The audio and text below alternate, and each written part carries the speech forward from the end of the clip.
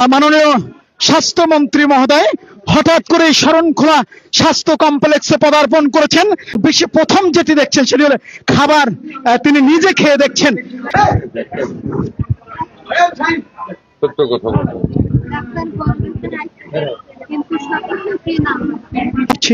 রোগীদের খোঁজ খবর নিচ্ছেন।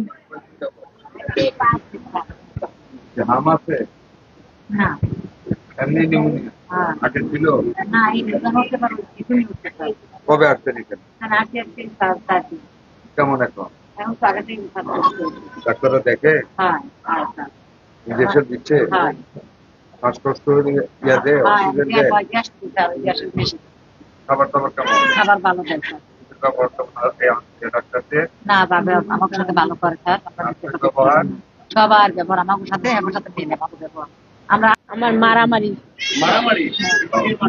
আমার হাজবেন্ড হ্যাঁ বাড়ি কোনখানে? যাইতে বললি আজকে আসছেন এখানে? না আজ 3 দিন। 3 দিন ভালো এখন? এখন একটু ভালো। চোখের নিচে কি এই বাড়ি মারছে ব্যথা আর হাতে মানে আঘাত। তেমন নেশা করে? না নেশা করে না। এমনি মারছে?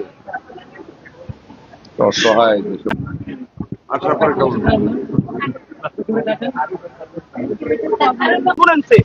মাত্র 2 দিন যায় সপ্তাহে স্যার, এটা খুব দুর্ভোগ স্যার, গরিব মানুষ যা খেতে পারে না।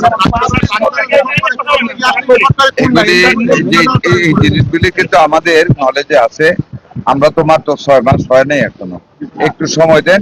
আশা করি আমরা এই যে এত দূরে দৌড়ে আসছি এটা তো সেবা দেওয়ার জন্য, একটু সময় দেন ইনশাল্লাহ। স্যার দক্ষিণাঞ্চলের মানুষ আমরা অত্যন্ত অবহেলিত, বঞ্চিত সবকিছুই স্যার।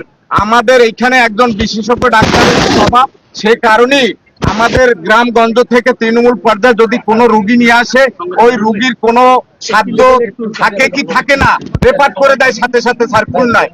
আমরা আপনার প্রতি আমাদের করজোর অনুরোধ শরণখোলাবাসীর পক্ষ থেকে স্যার, যাহাতে এই গরিব দুঃখী মানুষ রোগে নিয়ে আসলেই সাথে সাথে যেন রেফার না করে স্যার, অন্তত এখানে যেন কিছু কিছু রোগী আছে যেমন ধরো নিউমোনিয়া রোগী 4 মাসের পরে আসছে, সিরিয়াস রোগী আছে